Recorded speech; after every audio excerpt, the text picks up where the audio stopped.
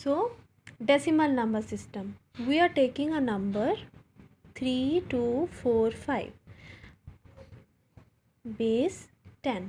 अगर किसी नंबर का हमने बेस 10 लिखा है that means it is a decimal number. अगर हमने किसी नंबर का बेस 43 है, इसका नंबर हमने बेस 8 लिखा है that means it is octal number.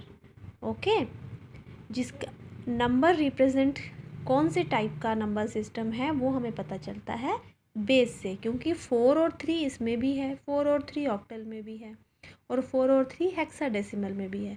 तो हमें कैसे पता चलेगा ये कौन सा नंबर सिस्टम है? उसके बेस से।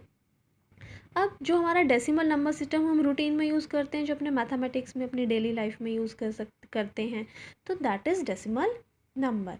अब जो हमारा डेसिमल नंबर है that is positional value system. Positional value का सिस्टम का मतलब होता है कि जो नंबर है जहाँ पर उसका पोजीशन है उसी से उसकी वैल्यू होती है। आपने 1s 10s 100 तो पढ़ा है ना, 1s 10s 100 1000 10,000 इस तरह से।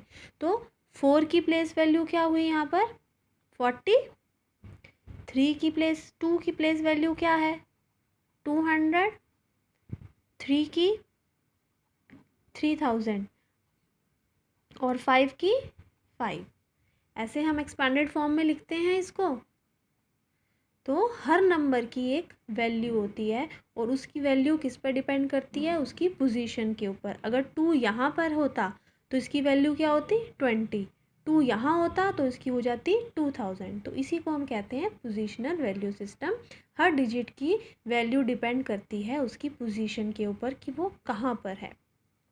तो ये हमारा एक्सपेंडेड फॉर्म है।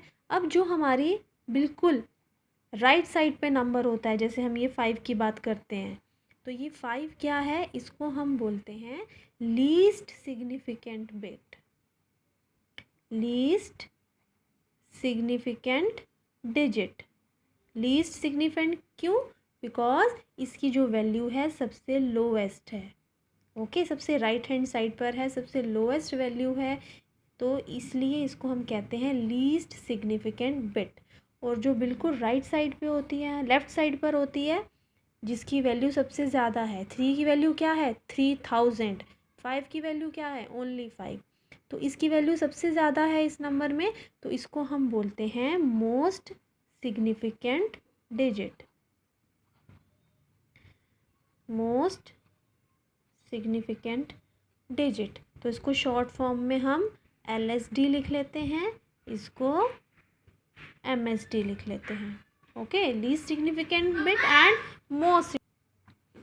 सो किसी भी नंबर की वेटेज हम बाइनरी नंबर में रिप्रेजेंट करते हैं 10 raise to the power 0, 10 raise to the power 1, 2, 3, 4, 5, 6 and so on.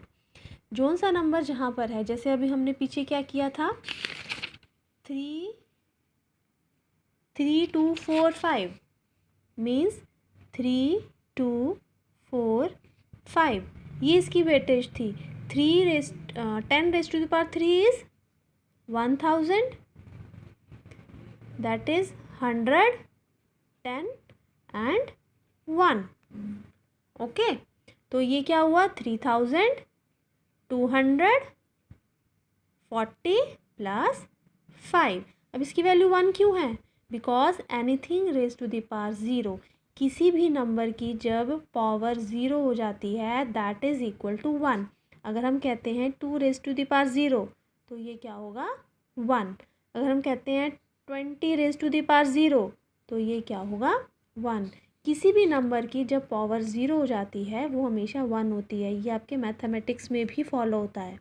Okay, किसी भी नंबर की जब पावर 0 हो जाती है, अब 2 की पावर 2 है तो क्या होगा 4, 2 की पावर 1 है तो क्या होगा 2, बट जब 2 रेज़ टू द पावर 0 होगा देन इट इज़ ऑलवेज 1।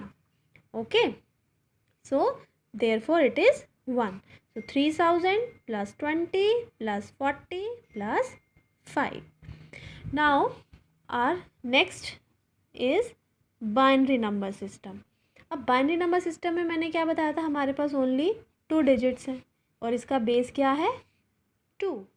तो अब हम इसको कैसे रिप्रेजेंट करते हैं? सपोज 101 ये एक नंबर है, वहाँ एक नंबर है, इसका बेस है 2। तो ये क्या नंबर किसको रिप्रेजेंट कर रहा है?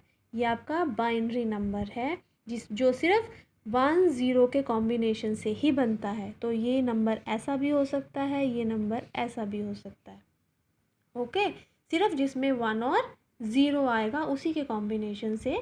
अब हमें अभी 10 लिखा हुआ है, 1 एंड 0 लिखा हुआ है। अब हमें कैसे पता चलेगा कि ये डेसिमल का? अच्छा 10 तो होता ही नहीं है। ओके, ये 0-1 हमारा डेसिमल का है, ये हमारा बाइनरी का है। कैसे पता चलेगा कि ये 10 है डेसिमल का या ये बाइनरी का 1-0 है? इसके बेस से। जब हम बेस 2 लगा देंगे तो इसका मतलब ये 10 नहीं है, ये क्या है? हमारा बाइनरी नंबर है। अब इसको कैसे रिप्रेजेंट करते हैं? 2 raised to the power 0, 2 raised to the power 1, 2 raised to the power 2, 2 raised to the power 3, 2 raised to the power 4, 5, 6। Okay, 10 को हम रिप्रेजेंट करते हैं ऐसे और 2 को रिप्रेजेंट करते हैं ऐसे। अगर मैं यहाँ पर लिखूँ 10, अब बताइए इसकी वैल्यू क्या है? 1। इसकी वैल्यू क्या हुई? 2। ओके, तो ये क्या बना? 2 + 1 3। इसका मतलब 10 का मतलब है 3। ओके, 10 का क्या मतलब है? ये कौन सा नंबर है? 3। बट ये किस में रिप्रेजेंट किया हुआ है? बाइनरी में, क्योंकि कंप्यूटर को क्या समझ आती है? बाइनरी में। अगर हम कंप्यूटर में 3 टाइप कर रहे हैं तो वो ट्रांसलेट होकर क्या बन जाएगा? 1 0। तो उसके ऊपर कैलकुलेशंस हो जाएंगी, वो वापस से हमारे पास डेसिमल नंबर में स्क्रीन के ऊपर आ जाएगा। So this was our binary and decimal. अब इनकी कन्वर्जन करते हैं हम। जैसे कि मैंने बोला 3, हम कंप्यूटर में 3 टाइप करते हैं बट वो कन्वर्ट होके 10 बन जाता है कंप्यूटर के अंदर। ठीक है, अब वो कैसे बनता है उसकी कन्वर्जन्स हम अब करेंगे।